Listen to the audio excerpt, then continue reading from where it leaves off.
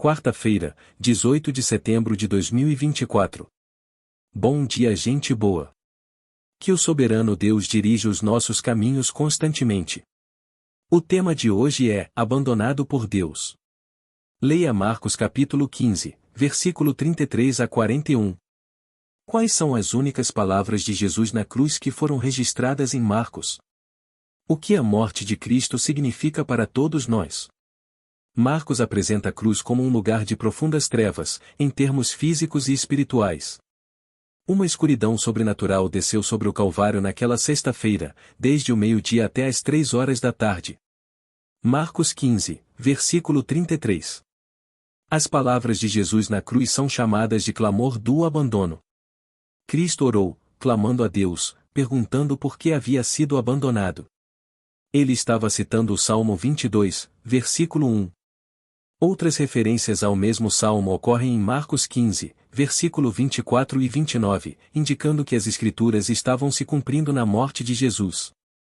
Mesmo em meio às conspirações malignas dos homens, a vontade de Deus estava sendo cumprida. As palavras, Eloi, Eloi, transliteração do aramaico Elai, foram traduzidas no original grego, para Deus meu, Deus meu. Seria fácil imaginar que Jesus chamou Elias, que em aramaico é Elai, que significa meu Deus, ou seja, Yahvé.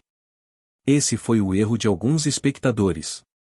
Isso chama a atenção ao paralelo dessa passagem com o batismo de Jesus. No primeiro capítulo de Marcos, versículo 9, diz que Jesus foi batizado por João no Rio Jordão, na Galileia. Mais adiante, no capítulo 10, versículo 38, Jesus fala da sua morte como batismo. No dia em que João batizou Jesus, o céu se abriu. Marcos 1, versículo 10. O mesmo aconteceu quando Jesus foi crucificado. Também o céu se abriu, rasgando-se o véu pelo meio, ou seja, em dois, do alto a baixo. Marcos 15, versículo 38. Em Marcos 9, versículo 13, Jesus disse: Digo-vos, porém, que Elias já veio, e fizeram-lhe tudo quanto quiseram, como dele estava escrito. Por outro lado, em Marcos 15, versículo 34. Bradou Jesus em alta voz: Eloi, Eloi. Que em grego é Elai, ou seja, meu Deus. Mas que foi confundido por Elias, pelos espectadores daquela altura. Marcos 1, versículo 12, diz que imediatamente o Espírito o impeliu. Enquanto, Marcos 15, versículo 39, diz: Mas Jesus, dando um grande brado, expirou. E Marcos 1, versículo 11, Deus diz: Tu és meu filho amado. Por outro lado, centurião desse. Verdadeiramente este homem era filho de Deus.